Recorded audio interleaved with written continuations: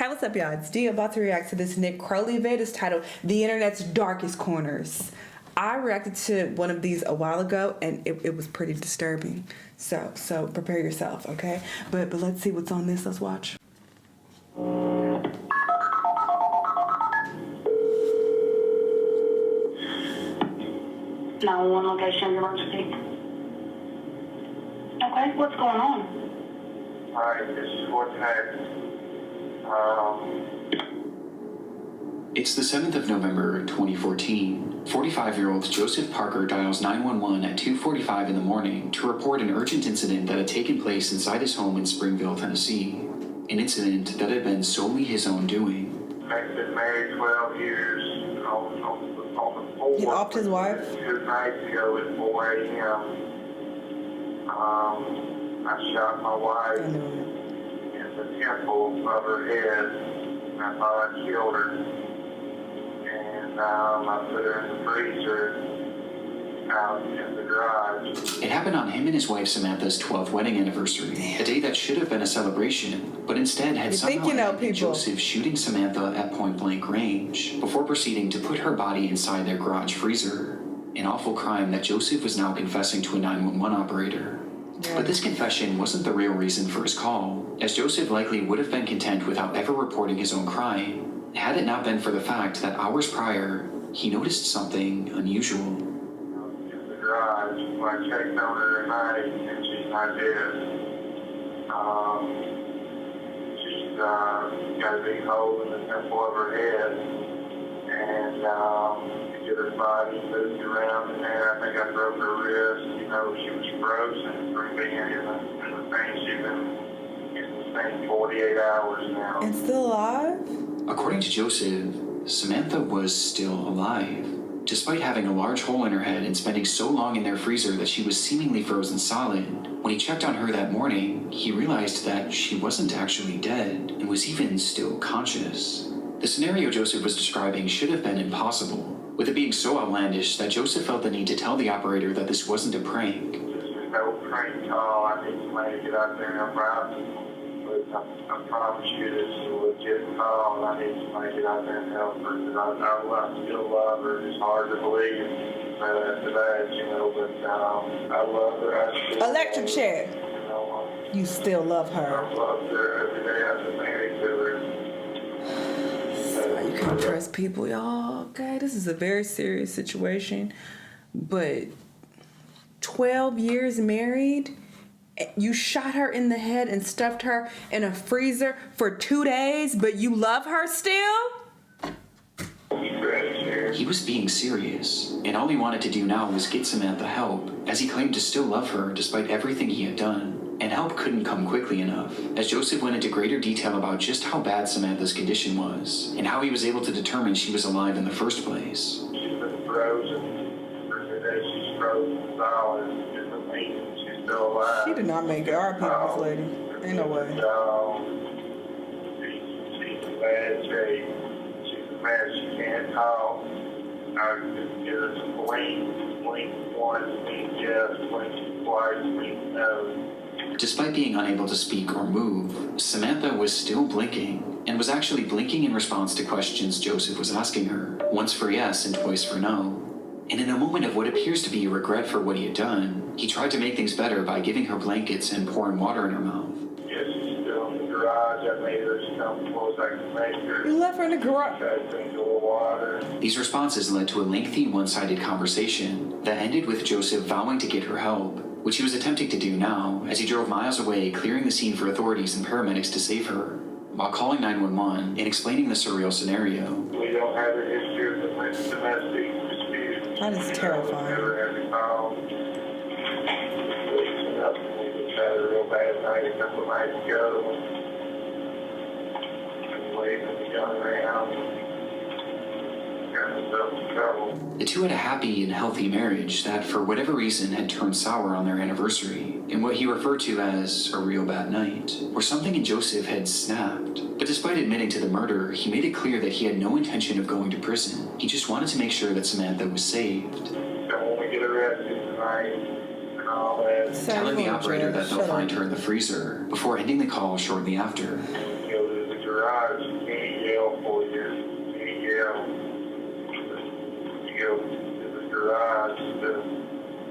that's where you'll see her once you get to the garage. Sure enough, when authorities entered Joseph and Samantha's home and ventured into the garage, they would see Samantha's red hair flowing out from the side of the freezer, and inside, they would find Samantha herself, frozen completely solid with a gunshot wound to her head, in the same exact manner that Joseph had described. But other than this, it was clear that Joseph's retelling of events was flawed, to say the least, as Samantha hadn't just been placed inside the freezer. She had been jammed inside of it, as if he was desperate to get her to fit inside, so much so that he actually sawed off her left leg, along with making a series of other cuts to her body to get her to fit. Oh my goodness. And this wasn't even the most damning revelation, with the most important having to do with Samantha's condition. There's no way. Just by looking at her, it was clear to the first responders that Samantha was dead, and had been dead for days, likely having been killed instantly by the gunshot, meaning that the blinking Joseph had witnessed was entirely hallucinated. It never could have happened, and yet that was his reality. He fully believed it. Upon the discovery, Joseph quickly became the #1 most wanted man in Tennessee, and that same day, police would track down his vehicle as he appeared to have been trying to flee the state. But the officers got to him first, pulling him over and then surrounding his vehicle, drawing their guns and preparing for anything. But just as Joseph had said on the phone, he had no interest in going to jail, and that was something he was dead serious about. When officers finally got his car door opened, they would find Joseph Parker in the driver's seat, dead from a self-inflicted gunshot wound to the head. His death made it impossible to fully confirm why he had taken Samantha's life that night, but reports seemed to indicate that he had recently lost his job, and the couple was experiencing financial hardships, putting their home in danger of foreclosure, with this perhaps being the reason the two were arguing on their anniversary. But reports also indicate that this murder didn't happen in the midst of the fight, as evidence points to Samantha having been asleep at the time she was shot, adding some uncertainty to how the situation truly did unfold. But one noteworthy discovery made after the fact was that at the time of his death, Joseph had drugs in his system, which could have been a factor in the murder itself, and it certainly was a factor in the hallucinations he was seeing afterwards, as he stood in his garage having full conversations with the frozen, mutilated corpse of the woman he had just killed, all the while truly believing it was all real, with this 911 call leaving a haunting impression on myself and the many others who have stumbled across it in the internet's darkest corners. That is horrible. And he said there was no history of domestic disputes. That is so scary. So it's like she probably didn't even see it coming. R.I.P. Do you ever feel like you're being watched? No, that's a creepy ass ad. Or by going Coming from you, that's a creepy ad. Don't say that. I feel like I'm being watched. to expressvpn.com. Fuck out of here, Nick.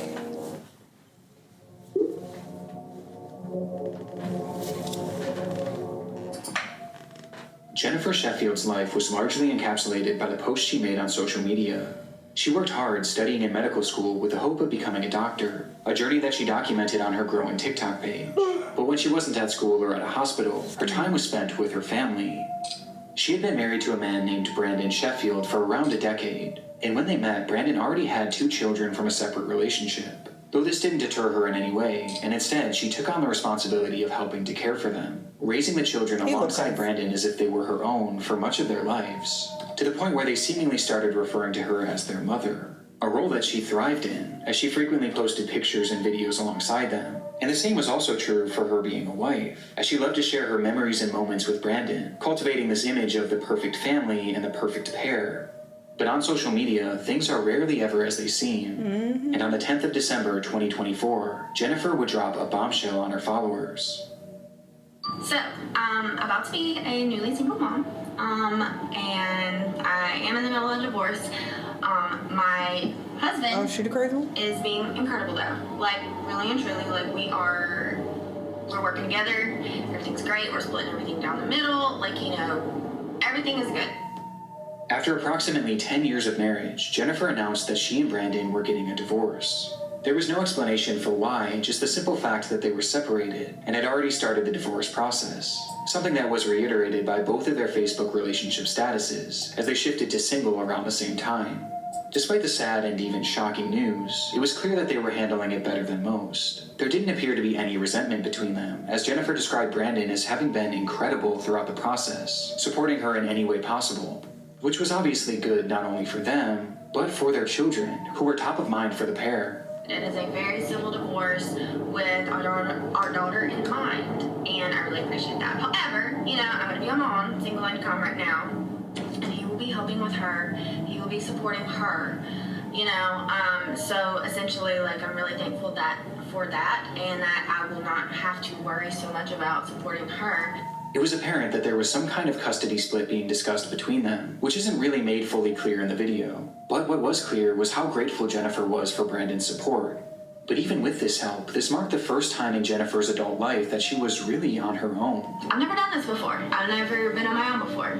So, yeah, if you just have any tips, I would really appreciate it, because, I'm a little scared right now.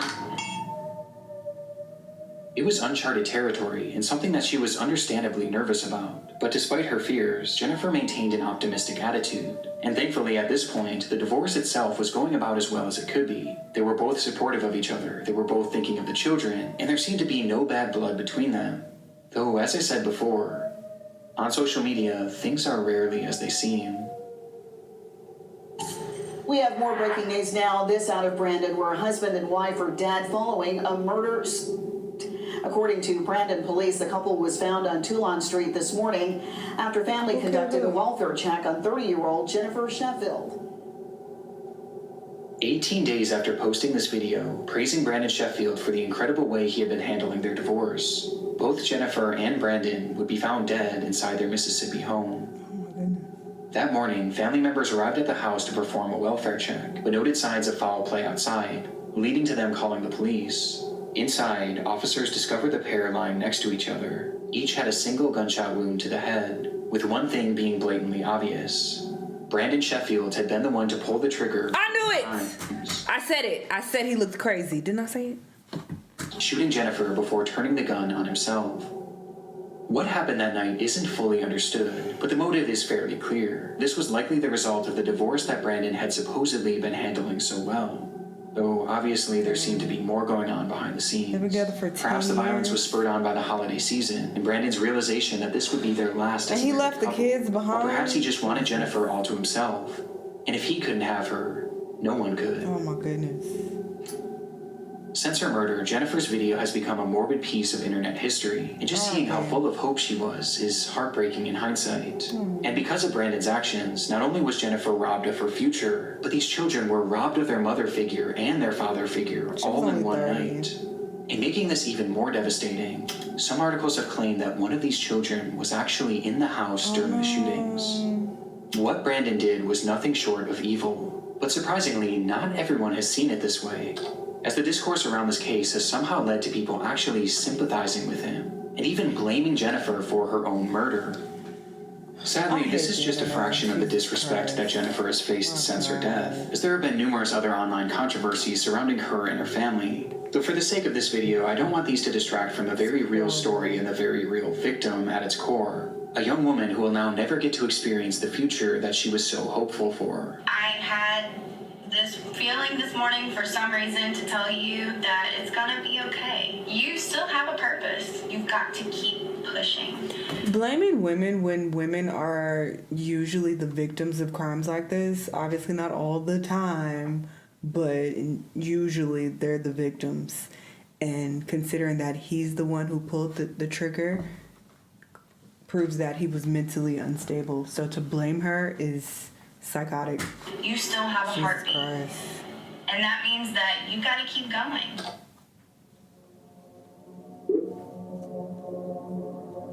It was unlike anything she had posted before.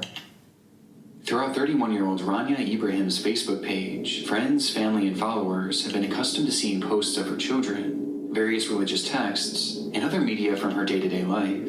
But on June 14th, 2017, Rania would begin her very first live stream, and it was clear from the start that something had gone terribly wrong.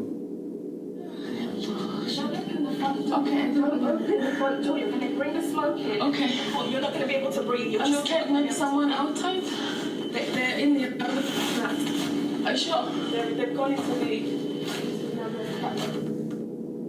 footage is from Ranya's perspective, as she and another woman discuss what lies behind the front door of the apartment unit they were in. The woman, believed to be 33-year-old Isra Ibrahim, told her not to open the door as it would let the smoke in, while Rania insisted that people might still be out there and in danger, eventually leading to her peeking outside, and in turn giving us a glimpse inside their nightmare situation. There's too much smoke here. Okay, I'm gonna open it. الله لا إله إلا الله في حال في العمارة لا حول ولا قوة إلا بالله العلي العظيم يا الله. She praying? The door opens for just a split second, revealing a thick layer of black smoke, the loud ringing of fire alarms, and someone pounding on a door. Rania eventually calls out to whoever was knocking outside, beckoning them towards her. Hello, come here. Come here. Hello. Hello. Come. Quick. To which 57-year-old Gary Maunders emerges from the smog, completely covered in ash. It was a dramatic scene, and one that you can start to piece together based on the footage alone, as it was clear that there was a fire raging inside that apartment complex, and the entire floor Rania was filming on had been filled with smoke. Smoke that essentially trapped her and a few others inside this flat. Given the sheer amount of smoke in that hallway, it was obvious why the others in the room insisted on keeping that door closed. But Rania continued to hit back on this, as she didn't want anyone to be stuck out there alone. Habibi, you gotta... That's wonderful. No, because the smoke is coming. But the people outside. Yeah. Hello. Hello. Okay, I'm going out. Hello. Oh my God! I close it. Before eventually conceding and closing the door for good. It was obvious that the situation was dire, but just how dire wasn't revealed until Rania made her way over to the window. Okay, I'm not going. Okay. العمارة ولعت من تحت. لا إله إلا الله. They were 23 stories in the air, in the highest floor of the Grenfell Tower, located in North Kensington, London, England, where Rania and hundreds of others lived. And now, somewhere in that high-rise, was a growing fire. العمارة كلها ولعت من فوق لتحت. احنا في آخر دور هو اللي لسه ما ولعش يا ربنا يستر إن شاء الله.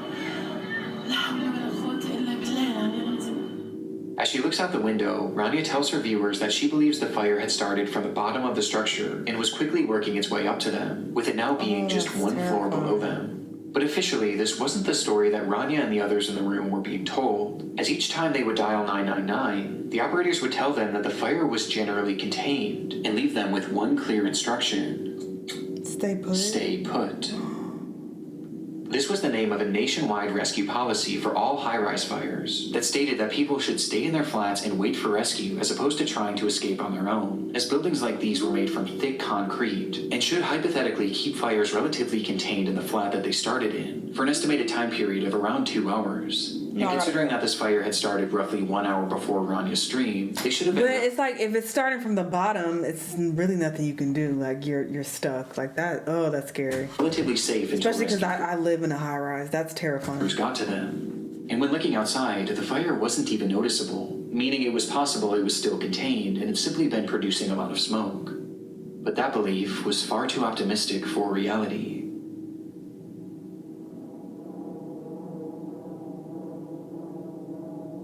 Fire brigade. Yeah, hello, hi, in the fire, flat 16 Grenfell Tower. Sorry, a fire where? Flat 16 Grenfell Tower. It's the 4th floor. Right, okay. Quick. They're on the bottom already.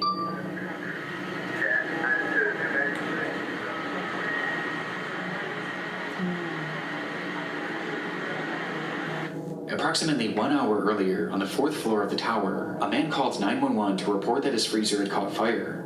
It was an incident that had happened through no fault of his own, and due to his quick phone call, firefighters would arrive on the scene within minutes, one of whom was wearing a camera that showed that they were able to handle the blaze in a relatively efficient manner. What the hell happened?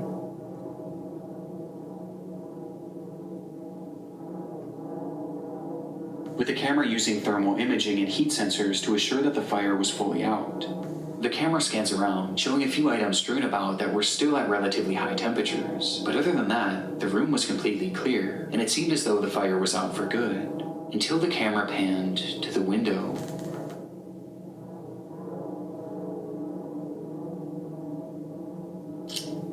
revealing scorching hot droplets of debris falling from the outside like molten rain. The fire had spread above them and was now burning up the side of the building in a manner that was completely unprecedented and defied any sort of logic based on the firefighters' knowledge of the scene. And by the time they even realized what was happening, things were already out of hand.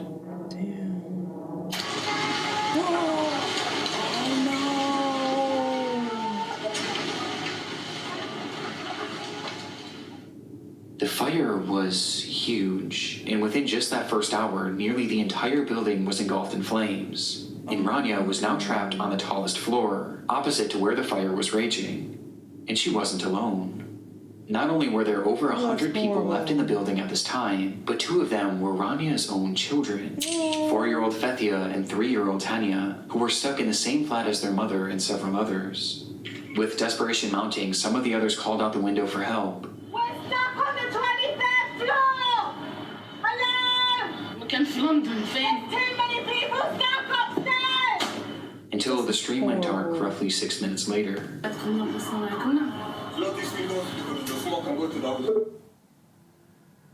Despite things looking grim for the group on the 23rd floor, there was still some optimism about their rescue, as even 30 minutes after the stream had ended, those in the group were told once again by 999 operators to stay put, with the operator even telling them that the fire was contained to the 4th floor, which clearly wasn't the case. Rania's sister later spoke to the media about a phone call that they had shared around the same time, where she begged Rania to try and leave, recalling, "She did not. She respected and trusted and believed that they are coming to rescue them." And by this point, there were hundreds of rescuers on the scene, along with multiple helicopters flying around them, which only further kept their faith alive. But tragically, this was all a cruel facade. Internally, fire crews were told not to go past the 12th floor shortly after Rania's stream ended. It was just too dangerous. And as for the helicopters, well, those trapped inside would have had no idea that those were actually just police helicopters, merely used for surveillance. They weren't even equipped for rescue, nor were they ever considered to be used for that, as getting too close would have blown more air on the fire and made the blaze even worse, meaning that those helicopters offered them no chance at survival. They were entirely on their own, leading to authorities finally telling them to try and escape by themselves. But by this point, there was no point. This was 2 hours after the fire had started, and an hour after Rania's stream. The fire had completely taken over the structure, and inside there was only one single stairway. A stairway that was now impossible to safely traverse for anyone on the higher floors. Even attempting it would have been a death sentence. The orders for them to shelter in place had cost them valuable time, and in turn, any chance at leaving while they could. And it was all for a rescue that was now impossible, leaving them completely trapped. Oh, this is horrible. Rania, Fethia, Hanya, and everyone else shown in this live stream would perish in what we now know today as the Grenfell Tower fire, a fire that claimed the lives of 72 people, and one of the worst fire tragedies in Europe's history. And while we've covered many large-scale tragedies on this channel before, few have been more preventable than this one. That is fucked. Oh. The Grenfell Tower was built back in 1974. Seeing those kids almost got me. Okay, I'm pulling it together. And around the 2010s, its concrete exterior was beginning to look outdated in an area that was experiencing a wave of modernization. The neighborhood was becoming trendier and wealthier, and the tower was becoming an eyesore to some. And so the decision was made by the Kensington and Chelsea Tenant Management Organization, along with the Royal Borough of Kensington and Chelsea, to refurbish the exterior by adding new siding known as cladding to give it a more modern appeal. Wow. It was purely aesthetic, but its effects were horrific. The cladding was created by a company called Arconic, which had tested it numerous times to see how it held up to fire, and the results were awful.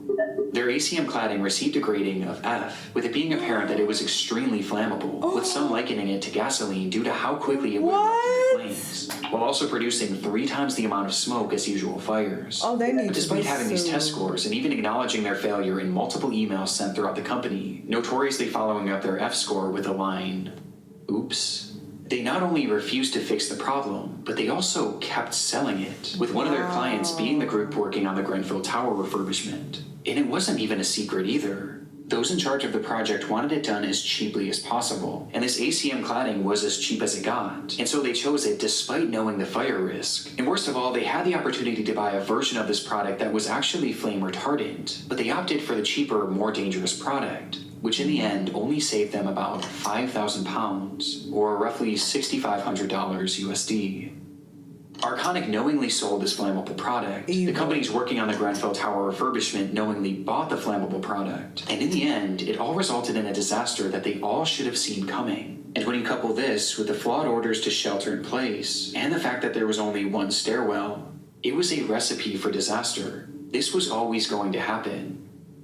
This was a failure on so many levels for so many parties, and it all traces back to greed and the value of money over the lives of innocent people like Rania and her children. That's fucked up. Despite the fire starting horrible. 8 years ago, justice has yet to be served, as investigations are still ongoing to this day, leading to an agonizing wait for all those who lost loved ones in the blaze, with the trials themselves not expected to start for another full year. This is why I can't watch videos like this. I'm too much of a crybaby. Jesus.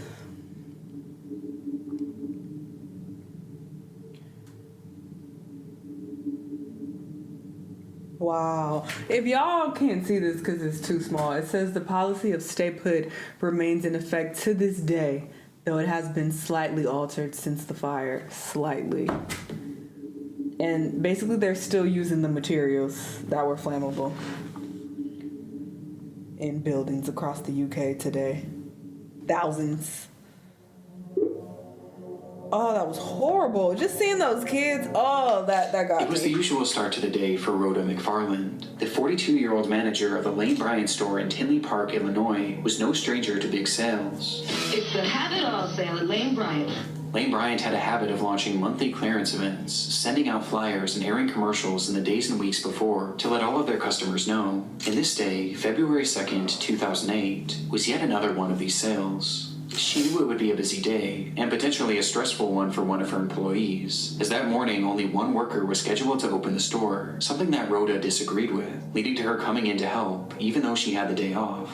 But like I said, this was a typical morning for her, as this was just the kind of person she was, always willing and wanting to help others. And as she clocked in for work that morning at 10 a.m., she and her coworker braced for a potential rush of excited shoppers. The rush, however, wasn't as dramatic as they may have expected, and in the first 15 minutes or so of opening, only 5 people had entered the store, 4 of which were female shoppers looking for some deals, while the 5th was a delivery man who walked in holding a stack of papers. The man approached them and made casual conversation, but after a few minutes had passed, he kind of just lingered around, never actually delivering anything, which Rhoda found strange, especially considering that it was Saturday, a day that they typically didn't receive packages. Growing more and more suspicious by the minute, Rhoda quietly placed a call to a nearby Lane Bryant store, who confirmed to her that there was in fact nothing scheduled to be dropped off that day. But before she could even process this information, an incident was already unfolding around her. Out of nowhere, the delivery man pulled out a pistol and pointed it at the women, yelling at them to hand over the money from the register, before proceeding to round up Rhoda, her employee, and the 4 women shopping, demanding that they all give up their cash and jewelry.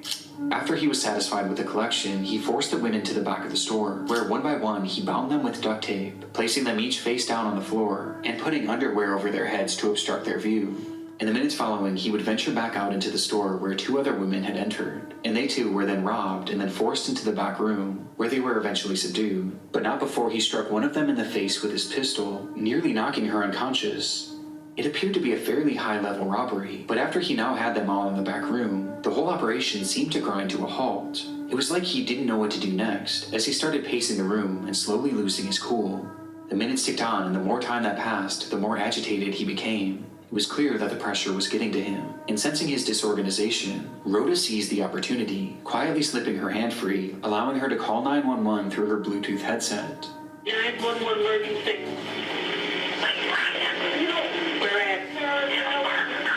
Despite the man being in the room with her and the others, Rhoda managed to alert authorities to her exact location, telling them to hurry and making it clear that the situation was urgent.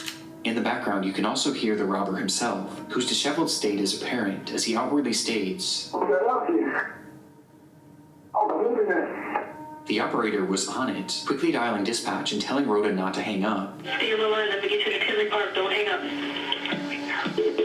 That within just a split second, the call disconnected. By some stroke of good fortune, there was actually an officer in that shopping center only about 100 feet away, and from the time that Rhoda made that call, the officer managed to arrive on the scene within just a few minutes. He rushed inside the store, but inside he found nothing, until he made his way over into that back room. Inside, he would find them. 6 women with underwear over their heads, lying on the floor, each one having been shot execution style just seconds after Rhoda's 911 call. It was a mass murder, but in the midst of this awful scene, one thing was missing: the killer himself. And so authorities flooded the area, scanning and searching all over for the gunman, who was described as a black man with a husky build and a single braid that fell to his right cheek that ended in green beads. And the reason they knew exactly what he looked like wasn't because of security footage, as at the time the store didn't even have any CCTV cameras, but instead, it was because one of the women actually survived. Oh, she told them. When the man began his executions, he moved his way over to the employee that Rhoda came in to help, and when he fired his gun, she moved at just the right moment, causing the bullet to graze her neck, to which she proceeded to then play dead so that the man wouldn't notice. And thankfully, he didn't. Her testimony is the reason why we know exactly what this man looks like, and why we know what those moments were like before the shooting. But despite this, after doing a thorough search of the area, even utilizing a helicopter, there was no trace of the killer. CCTV footage from a neighboring store showed that just before Rhoda made that call to 911, 2 large SUVs pulled up in front of the building right after the shooting likely occurred. It's believed that both of these SUVs were involved in some way, with one potentially being a lookout and the other likely being the getaway car, explaining how he would have gotten away so quickly. Not to mention that the store was located right near the entrance of an interstate, which could have taken them out of the state extremely quickly. It's horrible. That was 18 years ago, and today neither the shooter nor the drivers have ever been identified, marking a rare instance in which a mass shooting in America went unsolved, leaving us with so many unanswered questions to this day, with one of the biggest being the motive. Police have labeled this as a robbery gone wrong, which does seem to be the case, but why Lane Bryant? And why come in the morning when there was next to no cash in the register? I mean, in total, the killer only made off with about $200, and that's including the cash he stole from the women.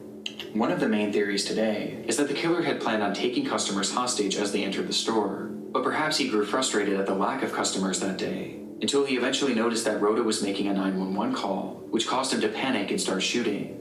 But what always gets me about this is that he never covered his face at any point, which makes me wonder if he was planning on killing these women all along. Though if that's true, how could this ever have been worth it? Due to just how bizarre this whole situation is, some have posed other theories, like perhaps this was someone with a drug addiction who was looking for quick cash to get his next fix, perhaps explaining his rapidly deteriorating behavior, or even that the suspect was actually a woman who never got caught because police were primarily looking for a male. But it's impossible to know for sure at the moment, and might not ever be known, as despite having survivor testimony, an exact description of this man's face and body, his voice, and even his DNA, which was discovered under one of the victim's fingernails, we still have no idea who this man is, or where he went. Oh, that's creepy. And they still offering a reward for him. Oh, horrible. My goodness, this was disturbing. I could only react to these videos every once in a blue moon. So don't get in my comments, be like, oh, react to more. There's the one that dropped a week ago. Watch that one. You watch it. You go traumatize yourself. Leave me alone. Leave me out of this. I can't take it. Obviously, you see. Okay, I fall apart with these type of stories. It's horrible. RIP to all these people. Sick world we live in. Y'all let me know what y'all think, and I'll see y'all in the next one. Bye.